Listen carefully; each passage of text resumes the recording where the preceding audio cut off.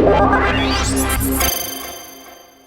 びテック Hey there, this is Quang DX from Asobitech. Today we're talking about PC engines and I'm joined by these wonderful gentlemen on the end.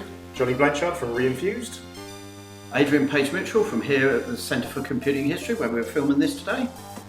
And Stuart Ashen from Ashens and Things. Wonderful. So we're all huge fans of the PC engine, so we thought we'd do a little video while we unbox them all and talk about them and our memories with them. Although Stuart here is pretty new to the PC engine. I am. I own two, but I have not had them for a terrifically long time. Didn't have one back in the day. Going to be honest, I'm mainly here because I was returning Quang's PC Engine LT he had kindly lent me. So I might just be doing quite a lot of close-up footage. We appreciate that, thank you. So the rest of us, I think, have owned them for a good many years, and we were having very lengthy conversations at the last retro festival we did at the museum, so thought we'd get it down on film. For sure. Okay, so PC engine came out, what, 1987? 87 first one. 87, so that's the little white one came out. This in front of us is my first PC engine. I didn't buy an 87, but it wasn't much longer after that. It came in the briefcase with the CD-ROM. Let me pop that out for you.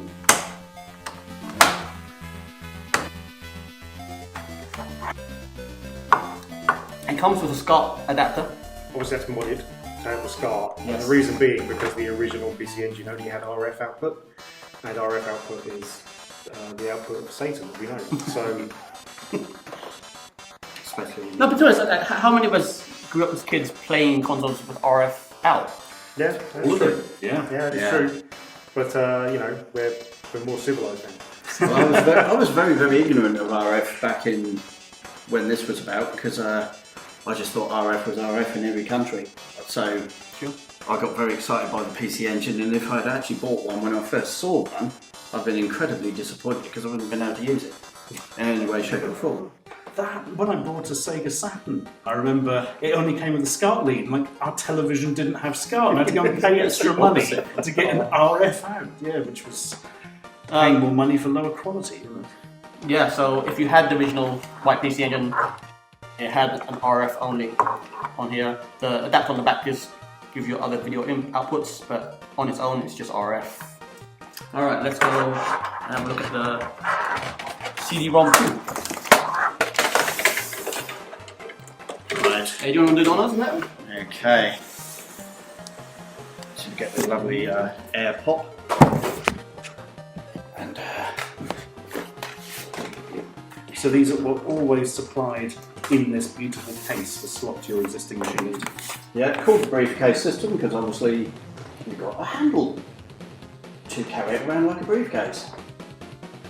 There we go, and there's a lot of benefits to having the CD-ROM system, the main one being, I guess, that on the side of the interface unit you'd have had composite. So you could therefore actually plug it into a TV in what we can known as the normal way. So this came out in 1988, and I believe it's the first CD-ROM system available. For games, certainly, I think, isn't it? That's right. There are various different CD-ROM titles for this. Actually, to talk about the games, actually, the original format is the HuCard. It's little tiny cards. We have Street Fighter 2 here, which is on a special type of HuCard.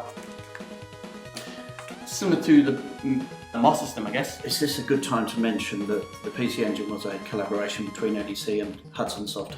It was indeed. Yeah, no, that's because that is a really important bit of information. Because the actual PC Engine itself, how it was designed and how the custom chips were designed, was all by Hudson. But they had this hardware platform, but they didn't have the funding to actually make it, and so they approached another company, in this case NEC, and that's how it got developed. That's the reason, basically, why so many, I think, I'd say the best games on the PC Engine were made by Hudson.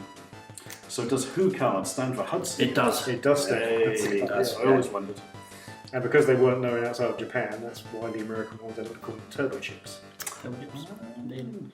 Yeah, Hudson and NEC collaboratively made a wonderful PC Engine. Yeah.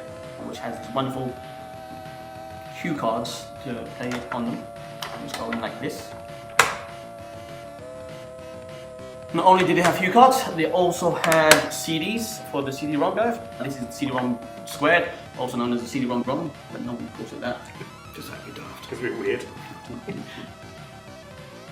Yeah, they come in these wonderful CDs, usually come in a 2 or 3 color print.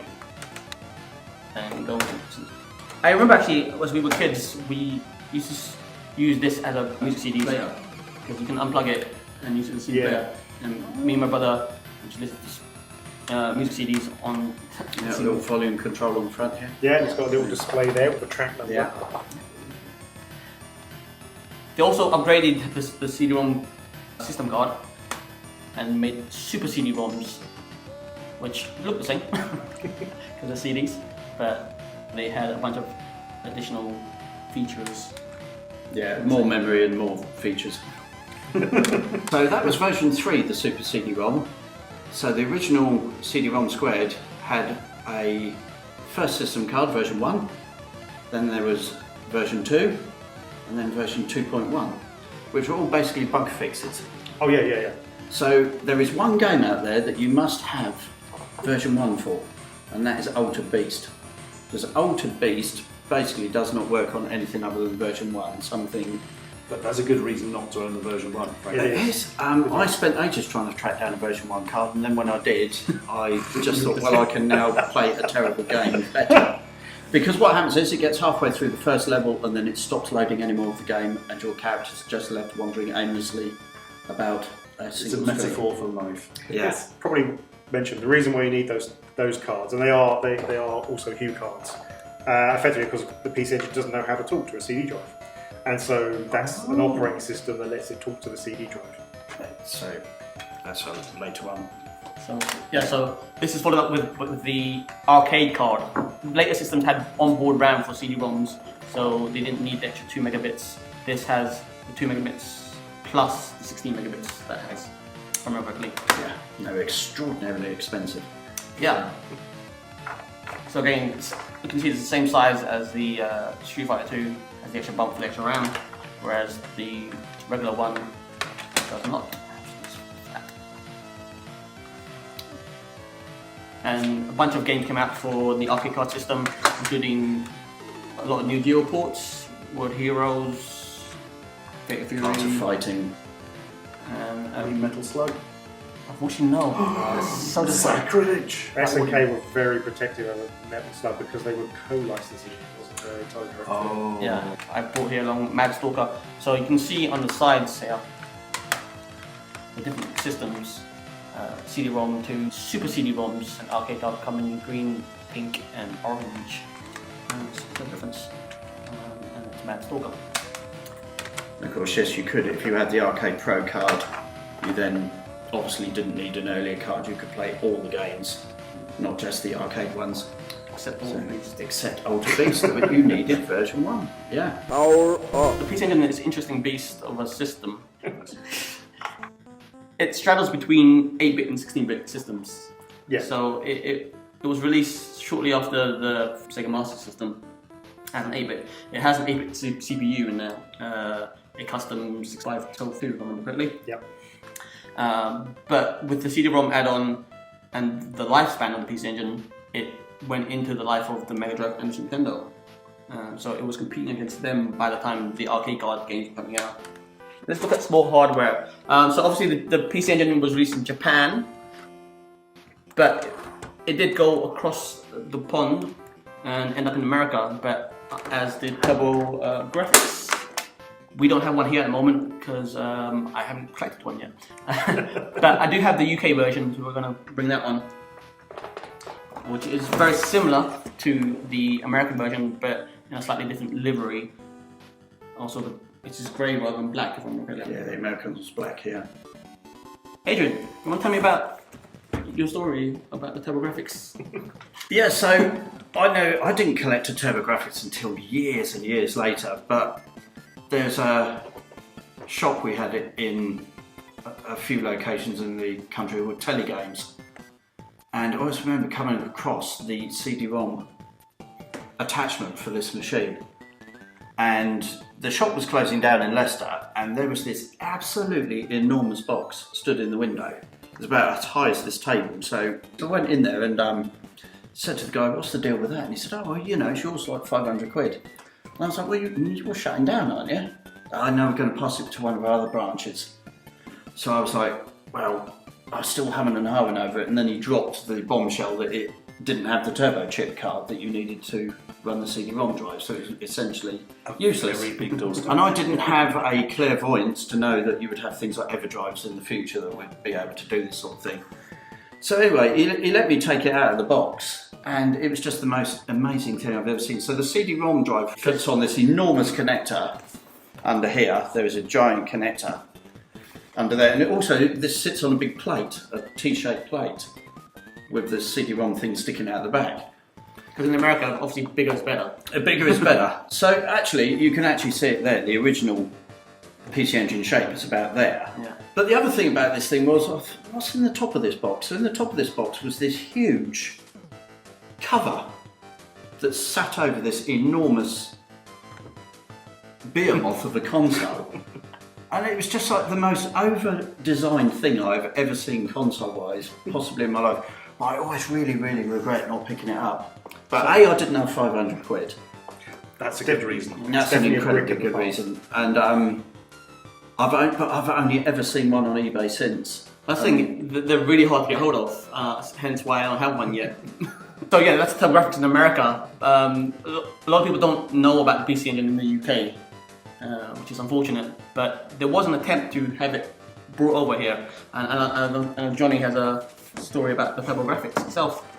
Alright, well this is, rather than the UK one, this is the European model, because it has a Euro-style plug. Now, okay, we'll open in a minute, but the story is, and I've never been able to get a clear answer if it's true or not. The problem is it's a tech story which has very little evidence and sounds too good, which usually means it's a lie. But the story is that NEC came over to the UK retailers that would be selling the consoles and said to them, "Do you want this?" which was the American one. And apparently the answer was, "No, we want the original one in Japan because it's smaller, The cute little one, and we yeah. think it would sell." But that got badly translated to, "No, this won't sell."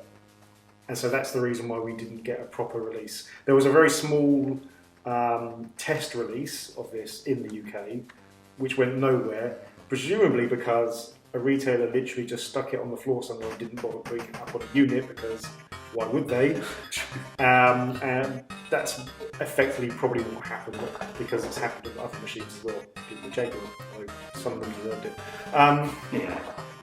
So yeah, so it's is it true? Who knows? It's a good story, if nothing else. But yeah, so this... It's slightly worse than the Donkey Kong mistranslation, company-wise. But yeah. What's that racing game? Continental Circus. Yes! Yeah. Right, so... I've also heard as well with this that NEC, after the fairly disastrous time it had in America, they tried to sell it in the cities and it didn't really come out of the big cities, that they kind of really lost their nerve with a European launch. And that's entirely possible. NEC had kind of, in the games market, if you look at they have a bit of a reputation of pulling out markets quite early. yeah, So that's entirely possible. But this... So yeah, so this is... I prefer your story. But I have heard that. I have heard the very same yeah. thing myself as well. It's unfortunate with tech stories, if they sound too good, they usually are. That's the problem. So yeah, so this was the, after seeing this small one, which, and as Adrian pointed out, this is effectively a PC Engine with this lump of plastic added on. And it's the same thing you get with a lot of, well, even now I think it still happens, where if you talk to marketing people and you say, we're releasing this in America, they say, oh, it needs to be bigger because Americans won't take it seriously. And it happens a lot. Back in this day, though, of course, there wasn't a huge gaming market as such, not like it is now. And so most of the marketeers were really kind of car marketeers and stuff, where the whole bigger is better is probably true, rather than just being a myth.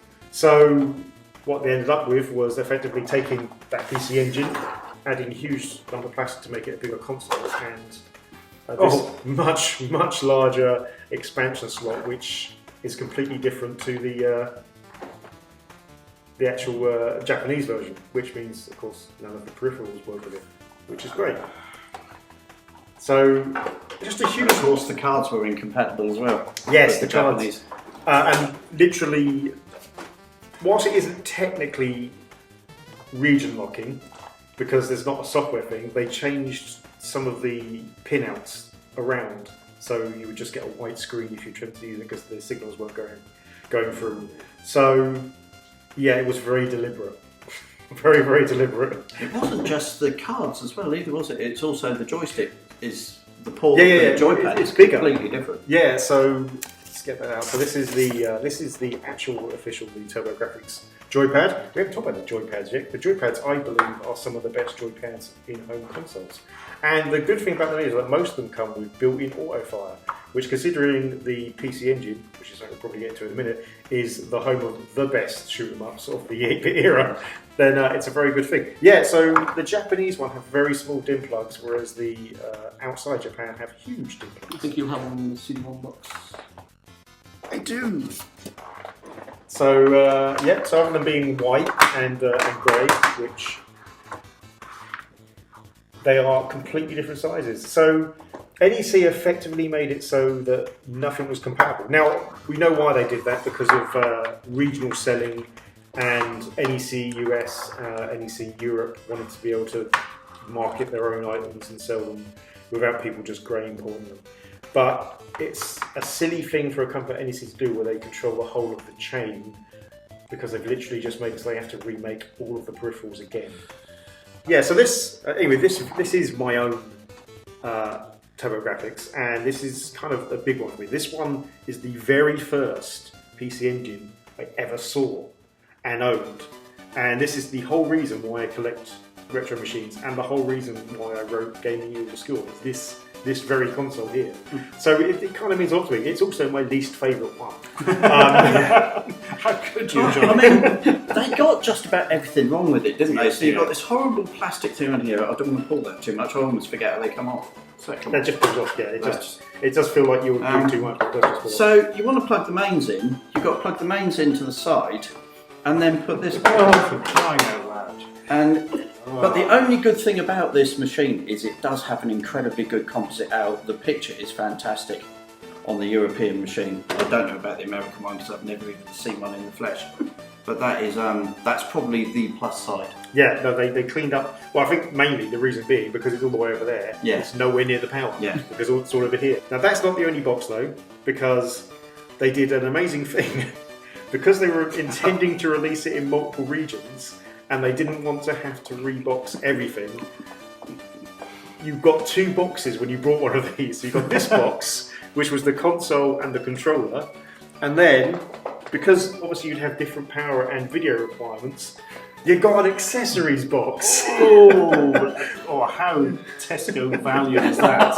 I know. You've got this lovely box. We've got some nice artwork for the actual console, and then this, which, if you were lucky, you got given it in the shop, or they forgot it potentially. Imagine if you bought your console, you got on the train all the way home, and yeah, if you weren't handed this, it would have been absolutely incredible. I mean, but this is definite proof that they intended to sell this in lots of markets, because they decided to put the bits that will be changing in the market in a separate box. But yes. I'm so glad I bought them back in the day. So am I, because this stuff is getting a lot more expensive. Do you know how much I paid for my Turbografx? Go on. I paid £12.99. What? From console clearance, £12.99, and I had to pay £10 postage. God, so you can. And so I got this massive package came to my door really late at night from a guy who was lost.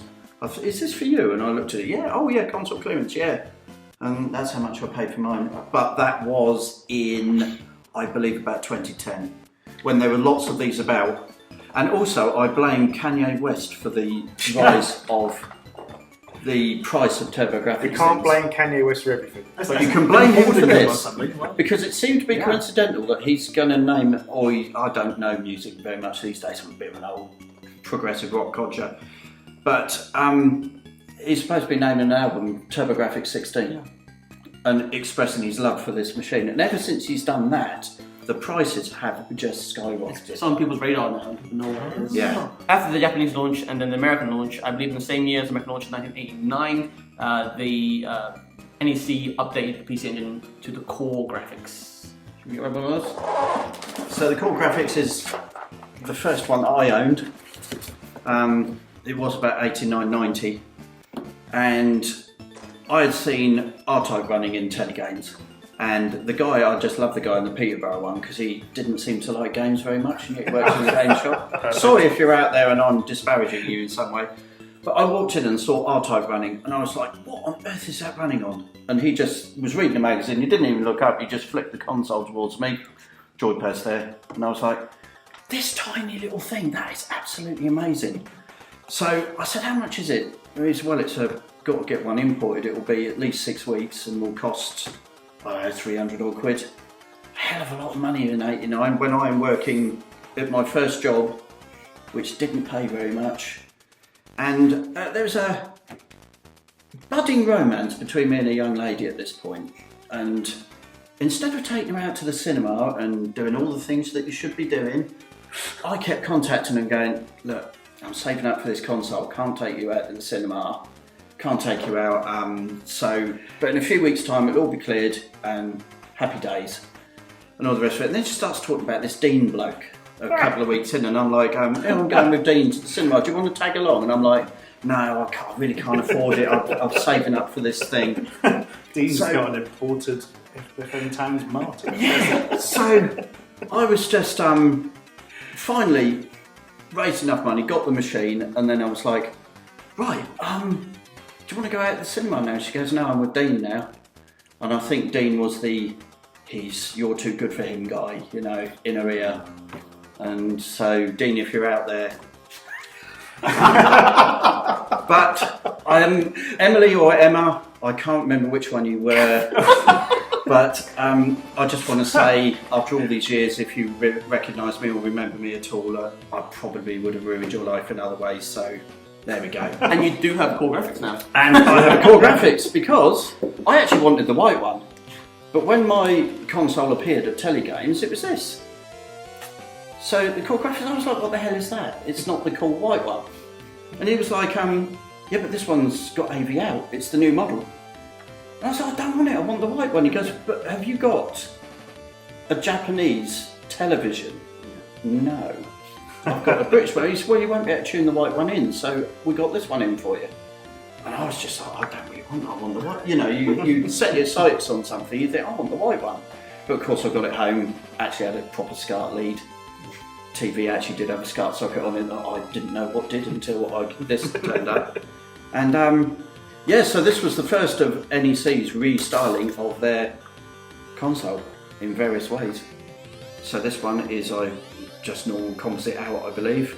Identical to the white one in every other single way. It can plug into the CD-ROM drive as usual. And now I actually think it's actually really quite cool. But at the same time as this is was brought out another in the range, which I do like this machine. It's got no right to exist, but here it comes. It is the PC Engine Shuttle. Oh. And Johnny, I think this is another one of your... Well, mainly because I just think I probably at least know some stories about it, whether they're true or not. Again, tech industry, who knows? No, we know some of it's true. The reason for them bringing this out, this is the main part. So, obviously they've had quite a lot of success in Japan with the original consoles. The problem with those consoles they were quite expensive to make.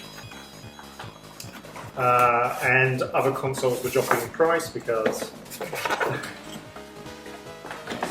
Excuse me, my eyes are just glazing over at the condition of this box.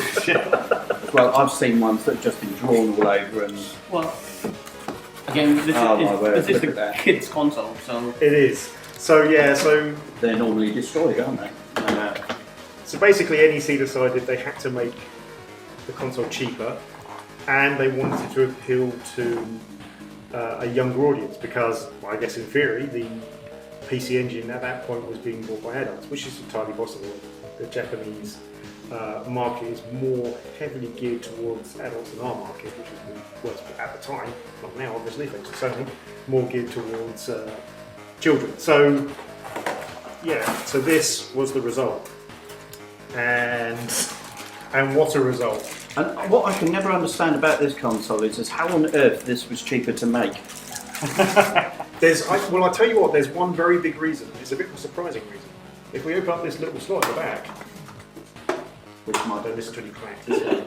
So if we look into the back there, you'll see the tiny, tiny edge connector. And that edge connector was about 20 pence a unit cheaper. Oh.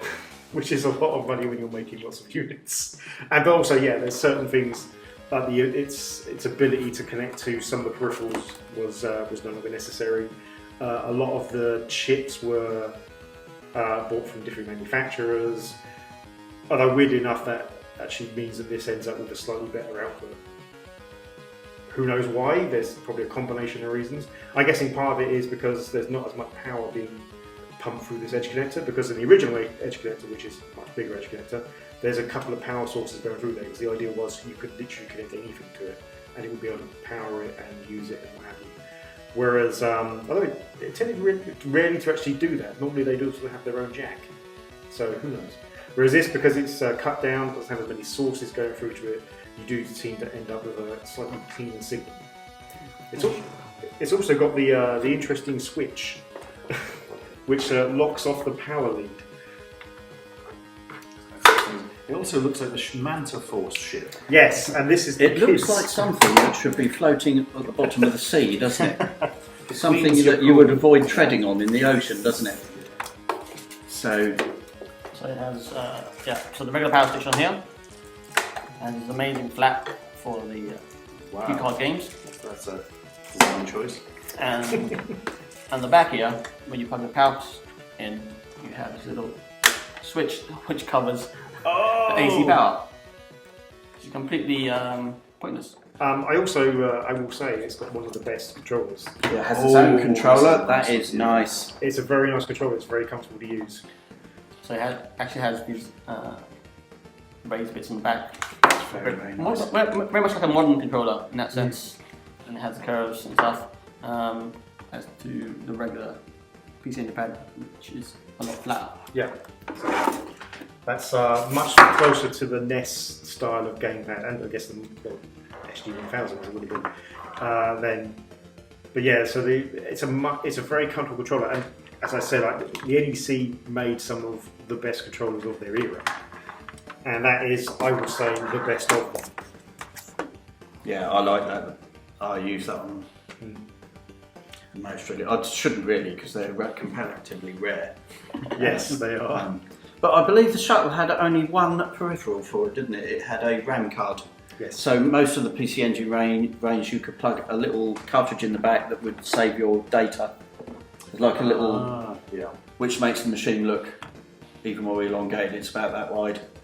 I actually bought mine only very recently for the very princely sum of £120 with that cartridge in it. And normally that cartridge goes for about that on its own.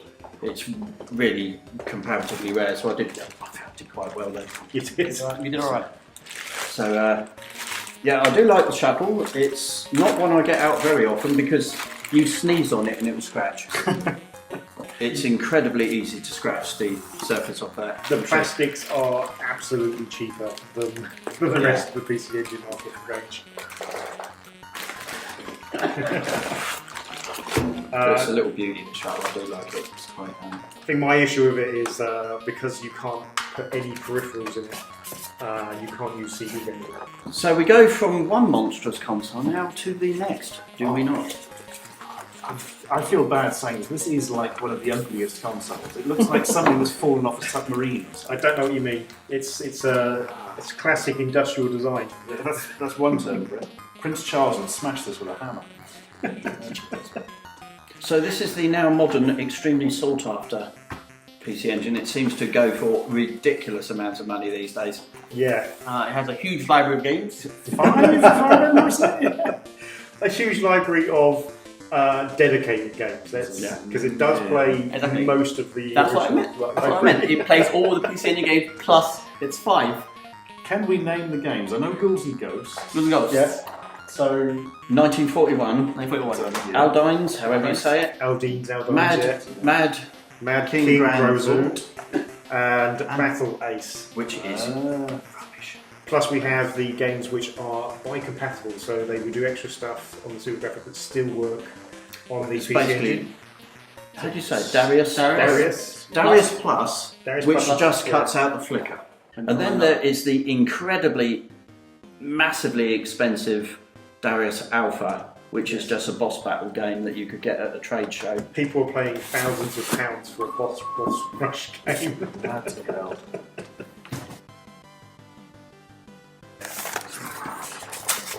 Because we're going to need the space. Oh, what a beast. So, I think, isn't the Turbografx the only one of these iterations that didn't get its own joypad? I think it's the same as the core graphics, isn't it? Yeah, so it's Yeah. blue. So it's the... Yeah, I think you're right. But the thing I love most about this console is its, I don't know why it's its cartridge slot. Look at that, I mean it's just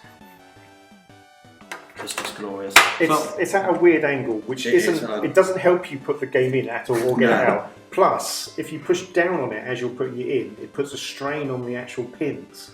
So that's one of the causes of these failing, is the solder joints breaking at the pins. So what I will also add to that is there's a piece of plastic support underneath where the cartridge goes in, and because of the angle going in, it pushes pressure on the board, it breaks the board.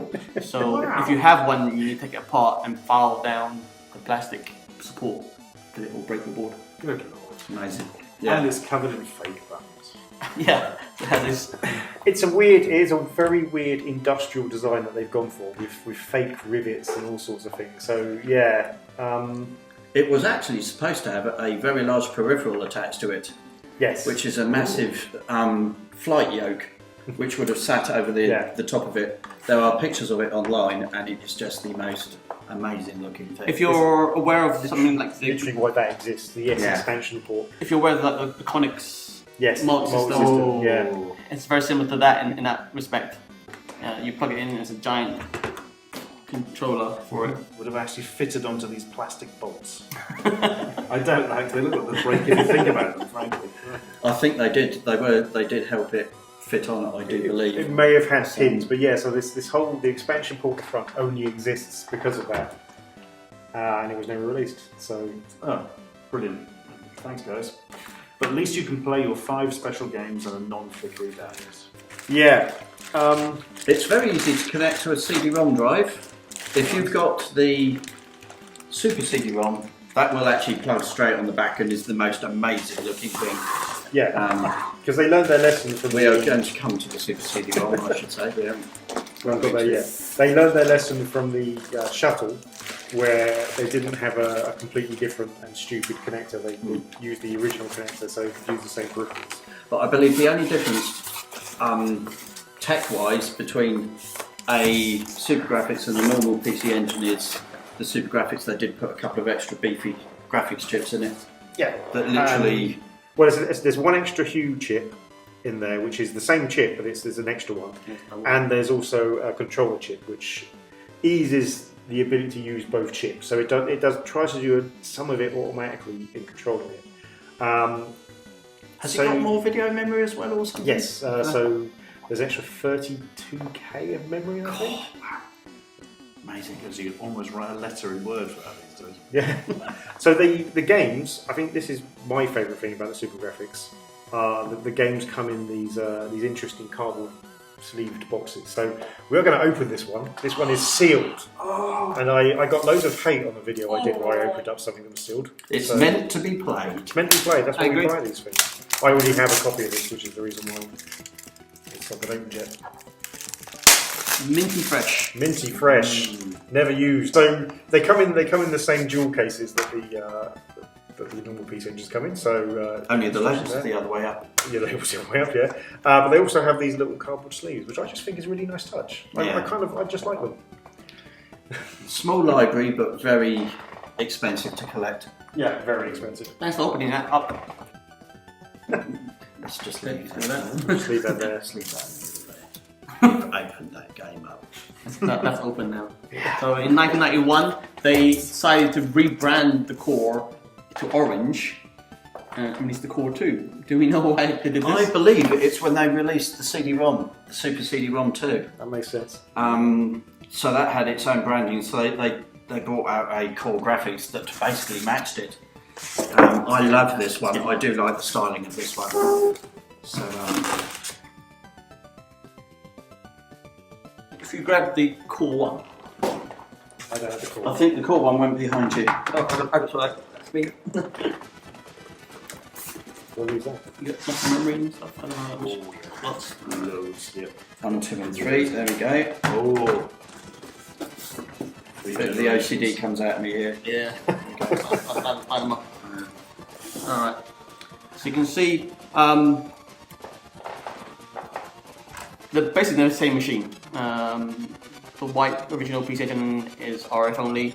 These two are practically identical in that they have AB and same functions. Okay, yeah, these two are literally the same machine, just in different casings. Yeah. Alright. So yeah, as we were saying, this was brought out because they brought a new CD-ROM unit out. This system, I can't quite work out why this is as ugly as it is. So, I don't think anyone can disagree with this one. So, It is certainly bigger than it needs to it looks just disjointed when it's got a PC Engine attached to it.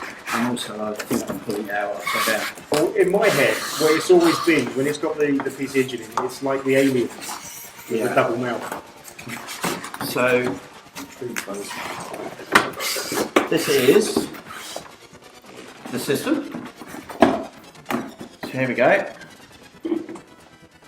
And this has got the Super CD-ROM technology built in.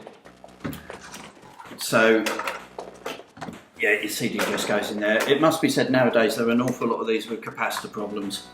So either the sound doesn't work out of its own native AV. It's also got a little cable that plugs out. So when you plug the Turbografx II in, it feels like it's scraping its way in. Oh, crikey, do you know, I'm not going to push that in any further. I think it's seated. But what on earth is that? It looks like it just doesn't belong. It looks like it's eating it. Yeah, but it's sort of got stuck halfway. I don't taste much. I mean, they haven't even quite covered up the PC Engine logo when it's stuck in there. But yeah, there's a little connecting cable comes out, because you have the mains goes into here, a little connecting cable comes out and then powers the core graphics. I've only just recently acquired one of these. What is good about this Super CD-ROM system though, is you can take the Turbografx, which I think is amazing. Here we go. Right. So Interesting. Another sugar's dog. Oh, let's take that off before I break Quang's console here, and there we go. Oh God, when it fits well, but they're just totally different designs and colours. I mean, that's like the end-level boss from a very early shoot 'em up. You can also connect the Turbografx to a briefcase system. You can. There is an adapter. If you've got the briefcase system, a System 1 card, and then an arcade card, you can play every single PC Engine graphics with either this setup or the briefcase. It actually works. So, Consumer advice. yeah, let's. But isn't that's just? It's demate them. It's just. But it feels like it's scraping out of there. I do apologise if we've scratched your console in anyway, because it really does fight its way in. So NEC looked at the handheld market next, with things like the Game Boy, the Lynx, and the Game Gear, all doing relatively quite well. And they brought out what they call the GT in Japan and the Turbo Express in America. So we'll grab a GT. Oh, I mean, look at this. Oh, I love it. See, I have one of these, although it's the Turbo Express. But size. I think this is fantastic. So, I mean, it's not. Oh, it is, Johnny. It is. It uses about 1 million batteries. Yeah, and but they don't. Mind you- They last longer than the Game Gear. I would say that. Oh yeah. the thing is, though, Praise there. when this came out in, when was it? 1990?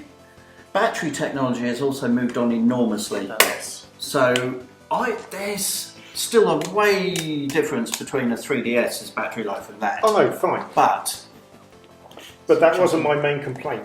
My main complaint is the screen looks like it's been made out of like 5-inch long pixels.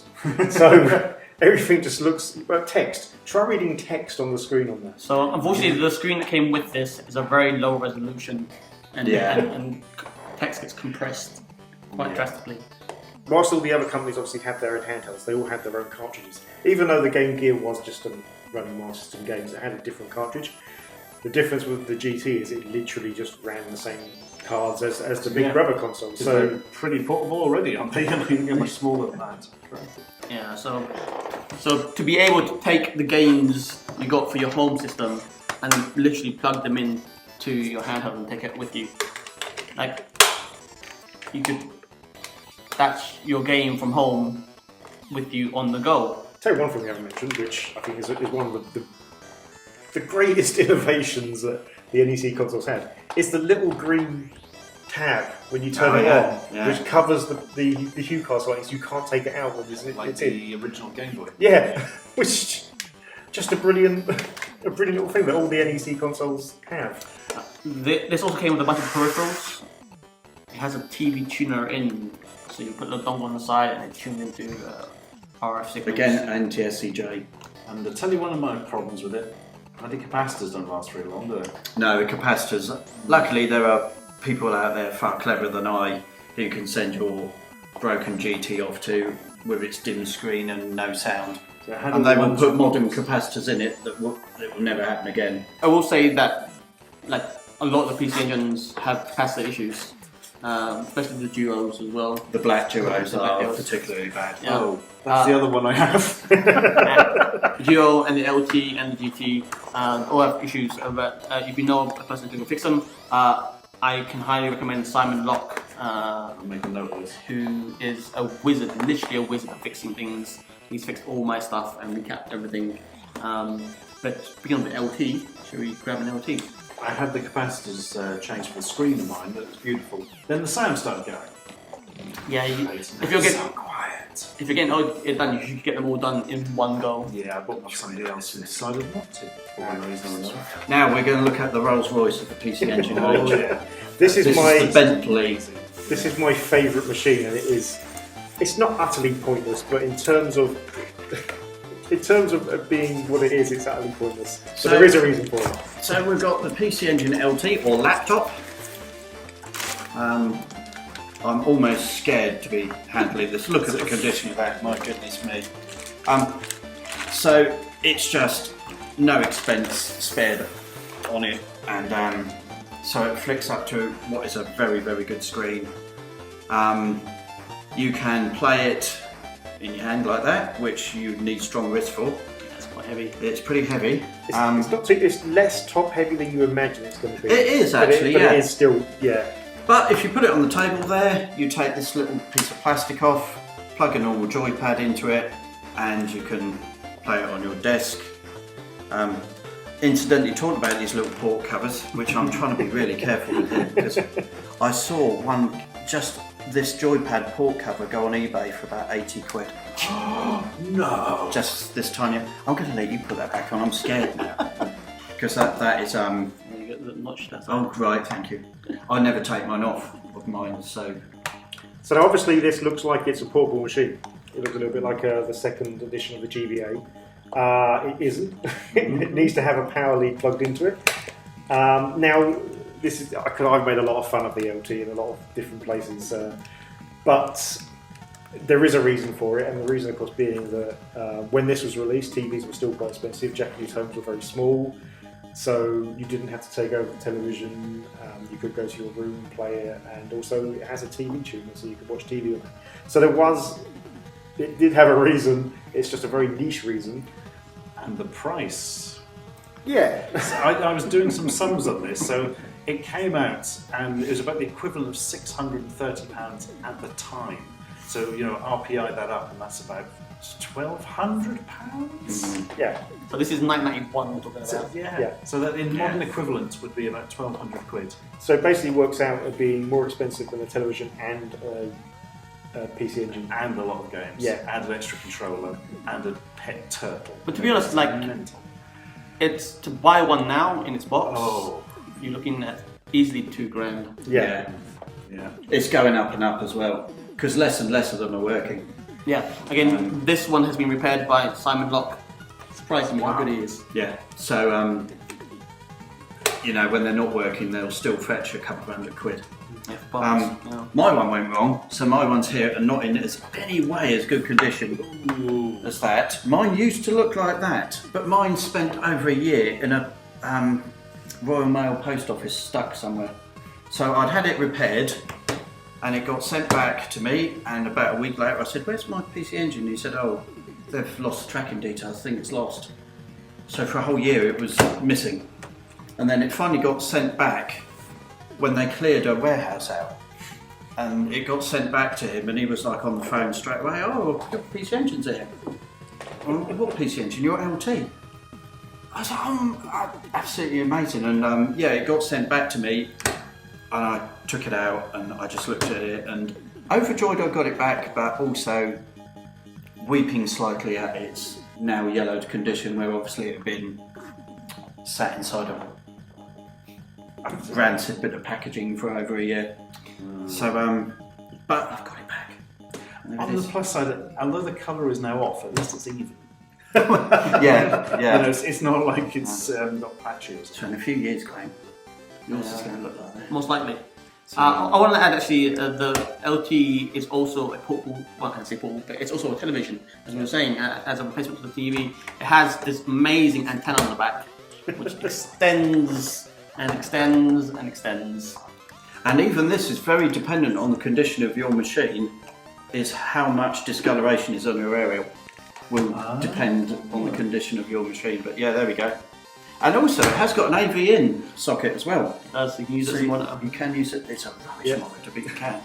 It's obviously only designed to pick up obviously Japanese Airways. I use this because I got the Famicom radar, which is an RF sender for the Famicom, so you can effectively not have it plugged into the television.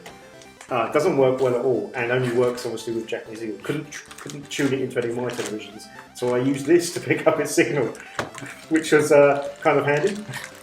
That's a really bad video I made. It's an interesting concept, because how else are you going to pick up Japanese TV signals without a Japanese TV? Yeah, so it's handy for that. Also, being the size it is, you can of course plug it into a briefcase system and turn it into what's got to be one of the ultimate relatively portable game systems. So Used to turn relatively portable. relatively. Now normally the power socket on the interface unit, the power socket here, will normally power the PC Engine as well, but for this you do actually have to take the power in, so there is a power socket on both sides of the LT. I've never understood this. So the one on the right only powers the television part, and the one on the left powers all of it? So when you've got it unplugged or undocked, you'll use that one. Yeah. When it's docked, you'll use that one. Yeah, So if you use the plug on the right, it won't run the game, will it? It will only run the TV.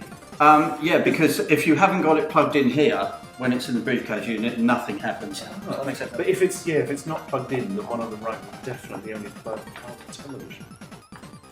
And I seem to remember seeing. I think you're right. Yeah. I don't Yeah. think. Yeah. Good. I was so worried I'd blown up Quang's LT for a second. It Should I tell that story? Yeah. Yeah. You plug it in that side when you've got it undocked, and Yes. that side when it's. Yeah. When it's in a briefcase though, that side Oh yes, it will play. yeah, Yes, sorry, yeah. Outside of it, yeah. So That's the PC Engine LT, which is a fabulous little... It is my favourite PC Engine. I use it to test all my games because it's just so convenient to test out. Yeah. I remember seeing a picture in a magazine. It was just so impossibly kind of futuristic and compact and amazing. And the screen was clear. You know, my portable television at home wasn't. You know, just astonishing. It's a very twee system. Very twee. I like that. All right, so we're going to move on to the all-in-one CD systems. Yeah, I bought one of these a couple of years back.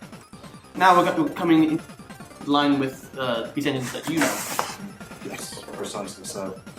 Well, mine's got a 50-60 Hz switch, which is useful. But unfortunately, it does seem like you can't really get particularly good video quality out of this. So the composite and all that much. Yeah. Is there?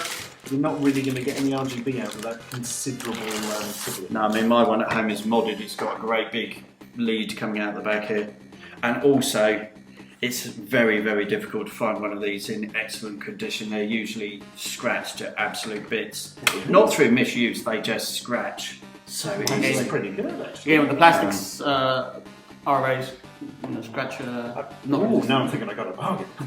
I mean, it's after a certain point, NEC definitely started lowering the build quality a little bit. yeah, although I mean this one as well, it's got extra features to the others in the Duo range. So it's got little features like you can lock the CD drive. Oops, I've gone the wrong way. Locked. Locked. There you go. Lock the button. So it's Super CD-ROM standard built in. If you want it to play arcade games, then it has its own. It has its own CD card. Yeah. So it doesn't need all the memory. Yeah, it's got 2 megabits built into it, and it needs an extra 16 megabits So to play arcade card games. one to watch out for arcade games, of course, is Sapphire. Sapphire's the big one, yeah. So So amazing there you shmup with amazing graphics, but it's very expensive. Another now. one again that's misquoted as it gives it polygon. It doesn't. They're just very good sprites. So yeah, there's other things on here as well. There's a headphone socket as well, isn't there, on the and a little volume control there. So that's missing from the later versions, but yeah. So as we move on, the later versions are a cost-cutting exercise. but that's also exactly the same design as the Turbo Giro, the American all-in-one unit, Exactly. which I think is the last American machine You released. see here, this one has been recapped by Simon Lock again. Unbroken by Simon. Because these are classically well known for bad capacitors. I think the capacitors are next to a very hot chip. The sound capacitors are next to a heatsink, I think. Yeah, that makes sense. And that wrecks them after a time. So you either put a bigger heatsink on to disperse the heat, or you get it recapped. And of course, being NEC, this has got its own joypad as well. So it's got a purple joypad, purple livery. There we go, which is very nice. It's also got the massive. The original briefcase has got an absolutely enormous AC adapter. Yeah. I've never seen one like it. It's huge. And they updated the Duo to make it cheaper. This is the Duo R. Which depends who you talk to, either stands for redesign or reduced. I personally like reduced. This is actually, though, my favourite PC Engine. This is the one that's most of my... I think the cells had it Revolution. Revolution? Oh, that's not as fun. I was under the impression it's R as in type R, as in racing cars and stuff like that. That was just. That might also be, That was very common in the age. So this is what 1993, I believe. So yeah, this is the Duo R, which is nice redesigned. I like it actually. This is showing NEC moving away from that industrial design now back to a sleeker, more rounded design as well, it's kind of an interesting look. They've still got the grille look though, which they really do like. This is the machine I use the most, because it doesn't seem to want a yellow touchwood. But it has got the head socket removed, the headphone socket no longer has a lock for the drive, and your one's still got purple writing on it. My one's gone a funny shade of blue now. which might be the beginnings of some fade or another. Don't try and clean it with isoprogram with the hole, because it will come off. No, it won't. It will stay the way it is. And it comes with its own pad, which is a white one. Which usually does go horrendously yellow. Yeah, it's not yellow. Oh, that's still nice. This guy. It's quite yellow. Oh, quite yellow. Yeah, but your front's quite nice. The front's, Yeah, the front's nice. yeah, and it has the purple matches the. The big problem with this console, and I've seen it on a few of them, is it starts to get a very loose joypad socket after a while, which does wobble up and down quite significantly. This one's, of course, good, isn't it? Yeah. Barely been used. This one. There you go. My PC Engine monitor, which we'll go into some later on, the port has gone completely and had to get repaired. That's why it's not here. Oh, okay. It's out for repair. But we'll get to that in a bit. But yeah, so again, all for reduce. They took away a few things. I don't know if it's in retail. I don't know how much this is in retail comparatively to the original Geo. I'm assuming it would have been cheaper to buy. It was a lot cheaper, yeah. So this is the Grafx. Again, they cut down things, but they did add 6-button controller, which is the bonus to it. Yes. And also, isn't it? I think it's a sort of off blue colour as well, isn't it? I think. Oh, look at that. That is a sexy console. No two ways about it. Yeah, so it's a sort of an off blue-ish. So this looks similar to the last one. Yeah. This is the one that you see, oddly, the most on eBay at the moment, but it's always at least £400. And yeah, and then it's got its I can't remember. chunky old pad. Look at this. And any of you out there who know the PCFX, Question is, do we prefer this to the Avenue 6 pad? I've never used a 6-button pad on a PC Engine. So Finally, Street Fighter 2. exactly. So I actually bought these pads for Street Fighter 2. So that's the RX. So as CD systems go, this is the redesign. But there was one CD system that was like, I don't know, the king of all CD systems. The ultimate in CD systems is the Pioneer Laseractive. For those of you who don't know, this system is like a giant piece of hi-fi equipment, but also has the capability to play Mega Drive games and PC Engine games. if you have the right module. Yeah. The right module. And Laserdisc games, because there are standalone Laserdisc games that work on all Laserdisc systems. There are also Laserdisc games indeed. Would these games be things like, Dragon's Lair? That kind of thing, yeah. So the Laserdiscs are these giant 12-inch CDs, I guess. And the Laseractive will play PC Engine cards, PC Engine CDs, and PC Engine Laserdiscs with LD-ROMs. We're going to get it out. It's huge. Stand up Although for we this. should point out, Laserdiscs, they are actually an analog format, not a digital format. Which is kind of the odd thing, which is it's the odd thing you've got a controller. So we've got a laser pickup, but an analog. Now, anyone that knows Laserdisc players will instantly recognise the bulk of something like this. So, Oh my. Oh, it's been a while since I've seen a Laserdisc. So yeah, this is the Pioneer Laseractive CLD A100. It has this little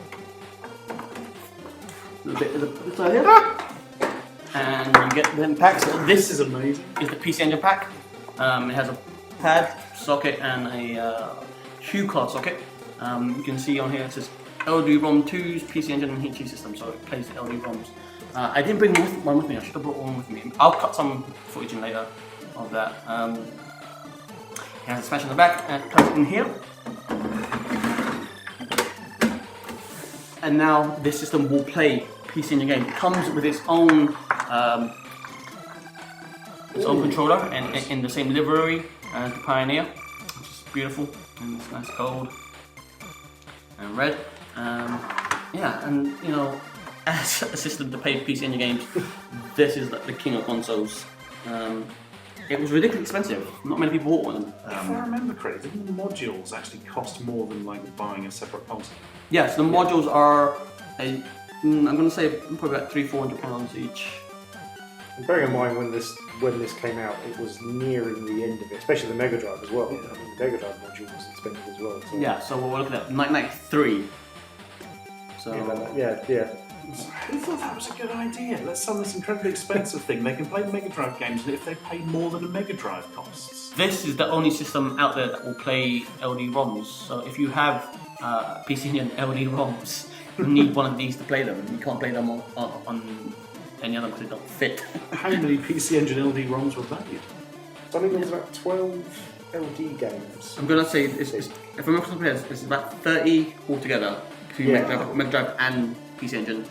The majority of them were Mega Drive though. Yeah, so I think it was nearing 10 to 12. Yeah, which is not a small number for a niche system like this. And they are, again, like Quang said, they are literally games you cannot play unless you own this. I'm going to do a shameless plug now. So on the Centre for Computing History's YouTube channel, we've got a breakdown of this system. So Phil is a bit of an expert on this, and he goes into great detail about why there are like really rubbish backgrounds. And it was something to do with the way the tracks were done on the disc, and how the stereo tracks were used. So if you look at that video, you might get an answer to that. I can't remember what it is. I'll do a plug for my channel as well, because I've also done a breakdown of the system. There you go. There you go. I haven't. And tell me about your experiences with PC Engine then. So PC Engine for me was something they would mention in the multi-format mags back in the day. You would have something like CD-ROM magazines. They'd occasionally have a little bit. Often they'd have arcade machine mentions, and then like, oh, look at this thing in Japan. And like, the R-type on it looks amazing. Tiny little pictures. Like, exciting, impossibly exotic. You're never going to get hold of it, kind of thing. So I never saw one running back in the day at all. Then I remember seeing a picture of PC Engine LT in one of these magazines and thinking it was like the most amazing thing ever created by man, which obviously we've now scientifically proven. So for me it was something from the past that I was always sort of intrigued by but never managed to see. We've gone through a lot of PC Engines in this video. There are a bunch of PC Engines that aren't in this video. One is the PC Engine monitor, the KD863G. Came at 1999. It's a PC monitor with a HuCard slot and a joypad connector. Oh wow! I have one, but it's at repair at the moment, so I don't have it here. And there was a specific PC Engine dual monitor, which is like a little fold-up, flip-up thing. I don't know if any of you guys have seen that. And it's ridiculously rare as well. Much like the PS1 screen that came out. Yeah. Oh, these are just attached to the top of the screen. Yeah. It's in the style of the Duo, the original black Duo. So like an LT, but just not as good. Also, there's the Sharp X1 Twin, which is a Japanese Sharp computer mixed with a PC Engine. Again, that's quite rare. It needs its own keyboard. It's got the keyboard on the X1, because the X1 is a machine I want to own badly.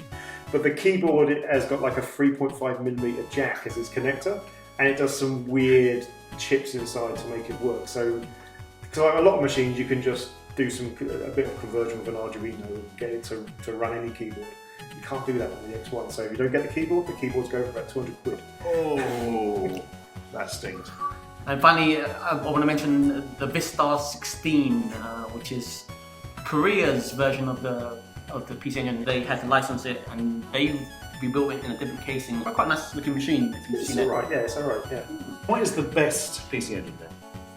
Oh, that's going to be... What is your personal favourite? I think as a console, generally it's my favourite one for shoot 'em ups. I mean, it's made for them. Gunhead, Final Soldier, Soldier Blade. Gradius has got, even though it's got a bit of slowdown, it's as an early game, it's fantastic. Radius 2 on CD. Spriggan as well. fantastic. The list just goes on and on. It's got an utterly astounding version of Parodius. I'm going to say Bundle of the Blood. So I picked it up from a import shop for, actually it was the very first CEX. A gentleman brought one in to trade in, and they were going to give him I think £40 for it. And I kind of whispered out his ear like, I'll give you 45 for it. They threw it out the shop. for doing that. And but then I got Castlevania on about £45, and it's still my favourite Castlevania. It's the last Castlevania that's not a Metroidvania, and it's got tight controls. It's a beautiful game. It's by far my favourite game in the PC Engine. Right, okay, now hear me out on this one. So, it's a game called Gekisha Boy. Oh yeah. Yeah. The idea that, and it's, you literally, you know Pokemon Snap? Imagine that, but with more people flashing you. I see. But it's a fun game. It's such a fun game. You're literally having to just try and capture photos. So it's effectively a shooter, but you've got a camera. It's translates camera boy. Yeah, effectively. Photo boy or camera Yeah, boy. photo, yeah. And so at the end of it, you get a score of what the quality of the photos you take. And there's things like an invader will suddenly like abduct someone. If you can get a photo of them being abducted, you get extra points and things like that. It's a genuinely fun game, but odd as anything, just genuinely odd, but very, very fun. My favourite is Street Fighter 2, obviously. Of course. No beat up has ever come anywhere close since. We didn't mention it because it was obvious. Yeah, absolutely, yeah. Goes without saying. Thanks to Johnny, Adrian, and Stuart for coming over and chatting about the PC Engine. I've enjoyed this way too much. The PC Engine is one of my favourites for sure. Hopefully you've enjoyed it too. You stay awesome. Hey there, I just want to say a couple more things. Thanks again so much to Johnny from ReEnthused, Adrian from the Cambridge Computer History Museum, and of course, legendary Stuart Ashen from Ashens. And as of today, happy birthday, Stuart! So we filmed about 2 hours worth of footage on 2 different cameras, so it took a lot longer to edit down to something more digestible than I thought it would take. Hopefully you enjoyed that and it was informative enough and we didn't miss out too much information. A few people have asked how they can support me in doing the things that I do, so I started a Ko-fi, however you pronounce it. You can head down to the link down here and then you can drop me a coffee and I'll be much appreciated. Thank you so much. Hopefully I can bring you more fun content that you enjoy, and you stay awesome.